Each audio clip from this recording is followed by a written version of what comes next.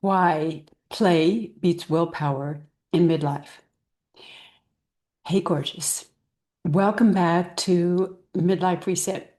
Quick question. Do you remember when you were a superwoman? Not the movie version, the real version. Your uniform looked like regular clothes, but it oozed magical powers. You could pull dinner out of the thin air, find a missing shoe when you had to, like you had radar, and say, I'm fine with confidence of someone who absolutely was not fine. And then that worked for a while. It really did until midlife. Now it's your body has gotten a system upgrade that no one told you about, and it's buggy. No warnings, no except terms and conditions, just new settings that make absolutely no sense. And if people keep testing you, don't be surprised if you start giving that broom, my broom is my commuter vehicle vibe. Not saying that you're a witch, just saying that your patience becomes, well, let's say, selective and in many times very short. If you've been trying to back yourself with willpower and stricter rules, you're not alone. But midlife doesn't respond to pressure the way that it used to. Midlife responds to what feels doable and honestly, what feels a little fun. Because the way that you organize things for your health, if it feels like punishment, you won't stick with it. You're already carrying enough. So today we're talking about why play beats willpower in midlife and how you take care of yourself, and why anything that feels like punishment, it won't last. And when I say play, I don't mean being silly with it. I mean having things that create a sense of anticipation or excitement, or maybe something that is a little game that you play with yourself. And when you win, you feel good. It's something that's repeatable, something that you'll actually do again. And here's the thing that changes everything. Most women don't need more information. You already know a lot. You need, what you need is a way to stop making how you feel about what's going on with you and your body and what you want it to feel like change from what it is right now, which is a daily argument. And this is where I'm going to introduce a phase that I would like for you to try on because it explains about 80% of what is happening in midlife. Are you ready? It's the should tax. Every should is a tax on our system. Here's the nuance with it. A lot of these things aren't things you don't want to do. You might actually want to do them. You want to feel strong. You want to sleep. You want your energy back. You want your body to feel good. You want to feel good and you want to feel like you're all on the same team. It's not that you don't care. It's that there's all this stuff that's in the way.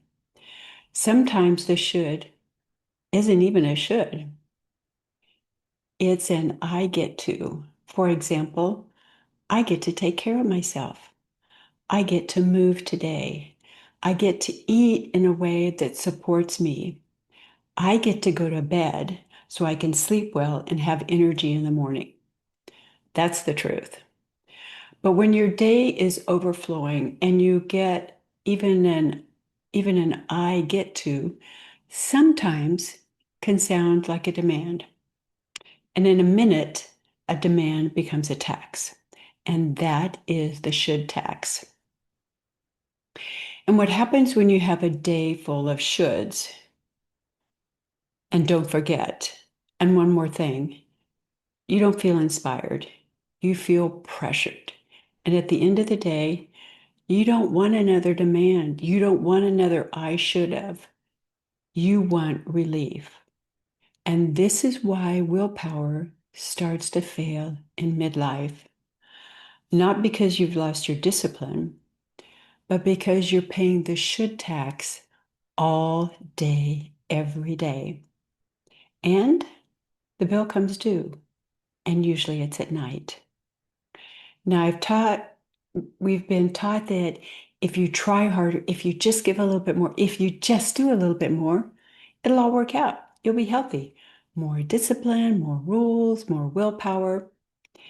And for a while that works until it doesn't. Because in midlife, your brain and your body stop cooperating with pressure. If something feels like it's heavy or punishing, or one more thing that you're supposed to do or should do perfectly, you push back. Sometimes you push back loudly, sometimes quietly. Sometimes you push back by scrolling, the endless scrolling. Sometimes it is the never-ending snack. Sometimes it's procrastination. Sometimes we decide, oh, it's just too much. I'll start again on Monday or my birthday or New Year's or whatever the date is that you pick. So let me say this again. If your plan or what it is that you are saying to yourself feels like a lecture, your brain is looking for an exit strategy. Now, here's why high achieving women get frustrated. Willpower has been one of their superpowers. They've used it, you have used it all of your life. You used it to build your life. You used it to hold things together at times when you had no support whatsoever. And when you feel better, and now that your health feels like things are a little bit more difficult, you're starting to say, I don't have the energy I had to do before.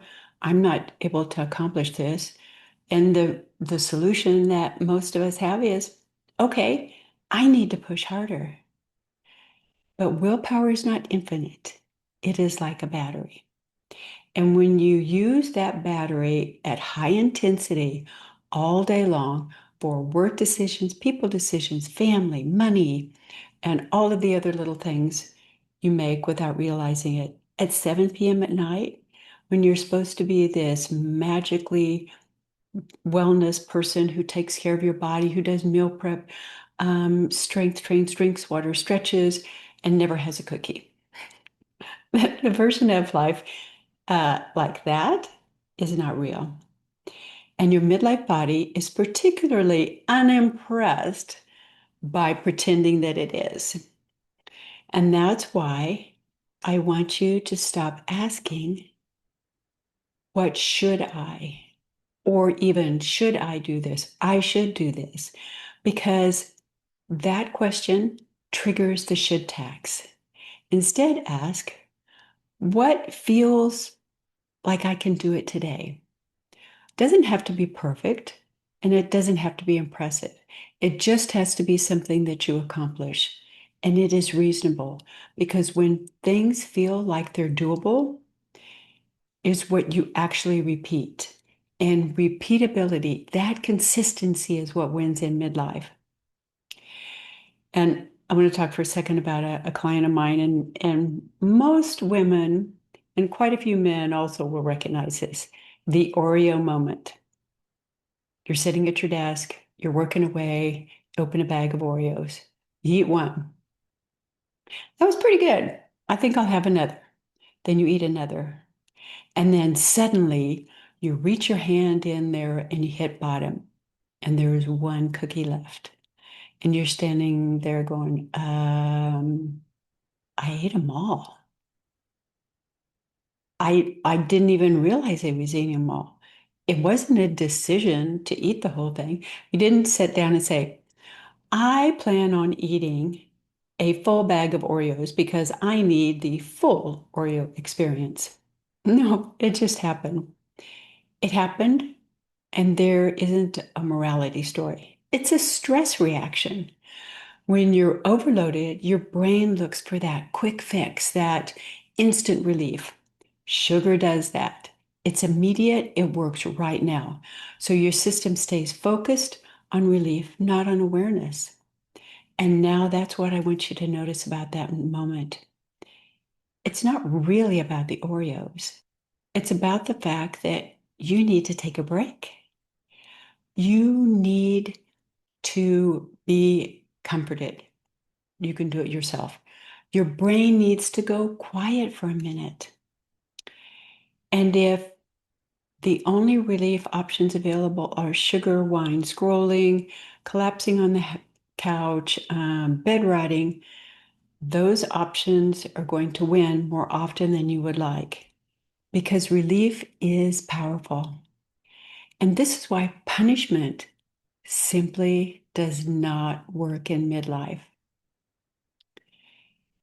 If your plan for your life in midlife is try harder, be stricter, stop messing up, and complete all of my shoulds, your body is going to experience more pressure.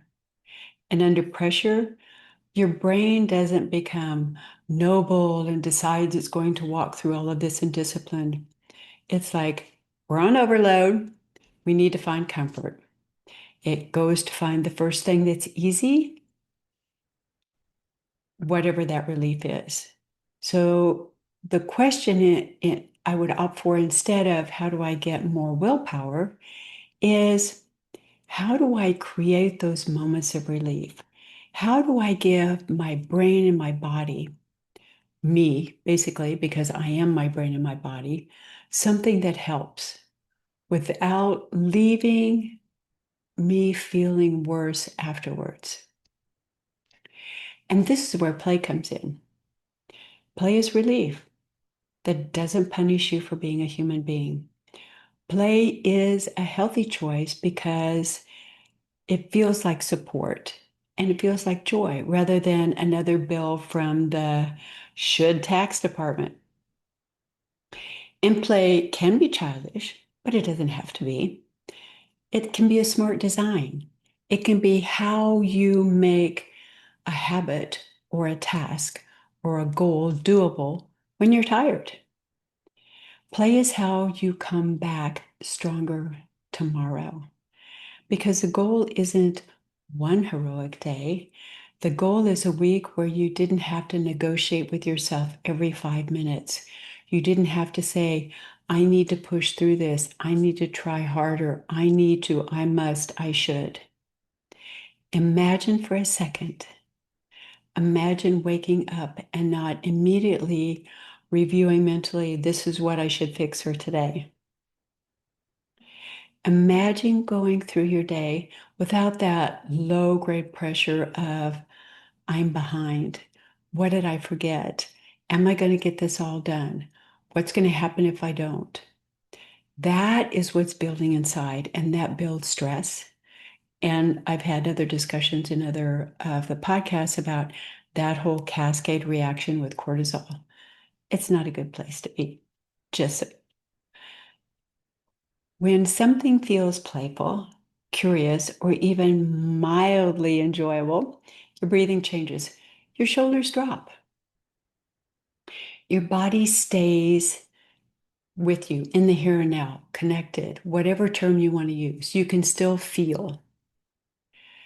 And this is what happens because your body is feeling safe enough. Play doesn't add stress, punishment does. The should tax does. Play changes the way you feel in your body, and how it feels determines whether or not and how you return tomorrow. And that's the whole point.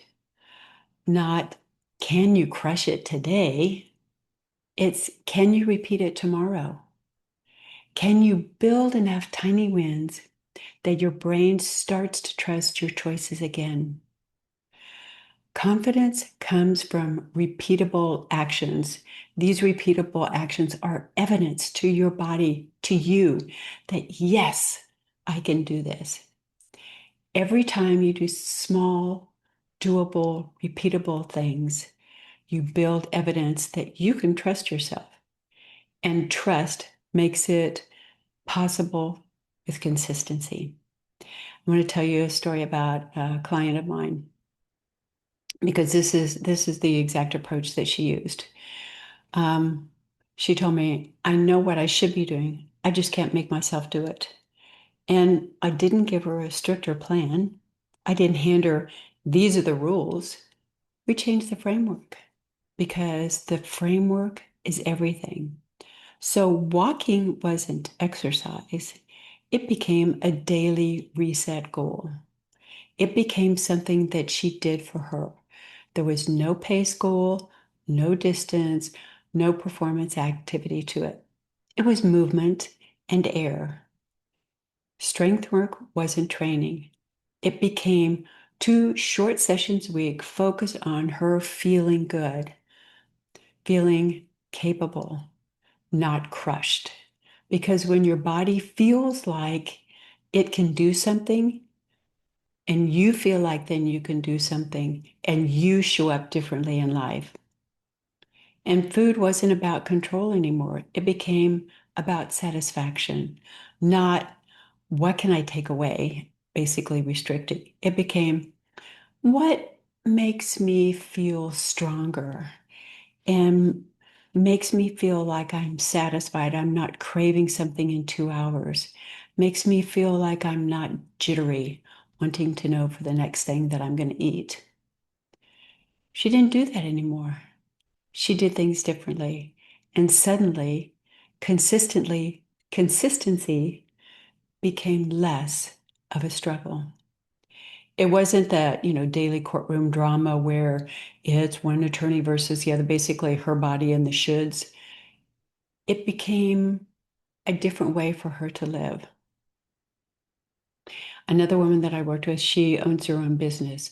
Smart, successful, busy, her brain was always on. Her version of healthy was basically running a list of things she wasn't going to get to. Basically, lifting weights, eating better. She wanted to sleep. She wanted to stop snacking at night. And I noticed how that feels different than I should, because that's what she was saying to herself. I should lift weights. I should eat better, on and on and on. And we changed that to I get to and I want to, because they were getting buried underneath what other people needed from her. So we talked about what does it feel like and how does this feel that it doesn't cost you afterwards? Basically, what if what you're doing feels good to you and doesn't have a cost at the end? And she laughed and said, honestly, I like being outside. I don't have time. So we built a tiny win into her day. She would go outside for 3 minutes in the morning. 3. Not a walk, not a workout, not a productivity march. She didn't strap on ankle weights. She just went outside into the light and into the air. It was a tiny reset. And she told me it was ridiculous. And I said, perfect, let's do it. Because this was something small enough that she didn't have to negotiate with her schedule on fitting it in. She could actually do it. And surprisingly, what happened was that 3 minutes went to 5, and then 5 went to 10. And what became really interesting about it that wasn't that she just moved more, because obviously she's going from 3 minutes to 10 minutes, but she started making other healthy choices or choices that were better for her every day and felt less forced about it. So she started to drink a little bit more water because she felt like she could. She felt like because she took the walk, she took the break. Oh, I'm thirsty. I'm going to drink something. At lunch, she ate better because she wasn't in that stress spiral of, I have all of these things to do and I need to get them done right now and I don't have time for anything. She'd taken the opportunity in the morning to take a little time out, and then she decided, this is what I'm going to eat. She didn't snack as much at night when she got home because she changed for the drinking water and eating better during the day. That's the power of play. It changes your state. And when you change your state and change your choices, you start to think, how is this going to work for me? And I have an option for you. I created a program called the 21-Day Reset. It's not a punishment. It's not do more, try harder. It's a reset built for life. And if you want to check it out, there's the link in the episode. Now back to the play, because play is part of what gives us that spark for life. Play as in movement and choices that you do not resist. Because when you feel like it's something that you're going to enjoy, instead of something that's demanding, you're being demanded of, you stop debating, you stop bargaining. You spent a lot of time thinking about all the things that you should do. Now you just do it. That's what I call freedom. So I have made a rule. If I catch myself overthinking, I do this for 5 minutes. 5 minutes of something simple. It can be a walk, and it might be to take out the trash. I have one song maybe that I'll dance to in the kitchen. You don't have to dance, but dance around. I might stand up and stretch or do some deep breathing, anything, because that 5 minutes gets me started. And for most of us, getting started is the hardest part. And I want to help you make this fun and winnable because you don't need it to be a circus, your life. And that's what happens when we get all of this frenetic things of I should, I want to, I should versus I want to. So change that a little bit. Stop asking what should I do because that triggers the should tax. And then think, what's my next tiny win? Because tiny wins give momentum. And momentum is what many of us are missing. We have information, we have motivation, but we need momentum. So maybe today your tiny win is movement for one song when you make your coffee. Maybe it's that 3-minute reset where you do a little walk, but you don't track it. You just go for a walk. Maybe it's adding protein at breakfast so you don't have that 3 p.m. crash and head for the snack drawer or whatever else is readily available. Maybe it's going to bed 20 minutes early and calling it a win rather than I'm giving something up. The point is you're collecting evidence, and evidence builds trust, and trust builds consistency. You're allowed to choose the version you will repeat. And you don't get extra credit for suffering. Your body doesn't give out trophies for or gold stars for accomplish the hardest plan. It responds to what you do consistently. So reframe this a little bit and saying, what is the doable version of this today?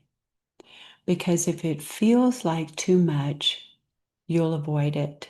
If it feels like you can accomplish it, you'll come back to it. That is wisdom. So maybe movement becomes music for one song. Maybe walking becomes just a way to reset and not a workout. Maybe strength becomes I feel strong instead of I need to crush myself. And it might be something simple like for me, I can lift the 20-pound bags of cat litter now and not be worried about it.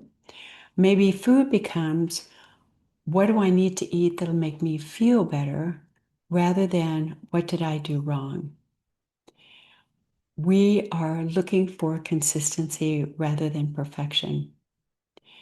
Play doesn't make you less sincere or focused on what it is that you're trying to accomplish. It makes it sustainable.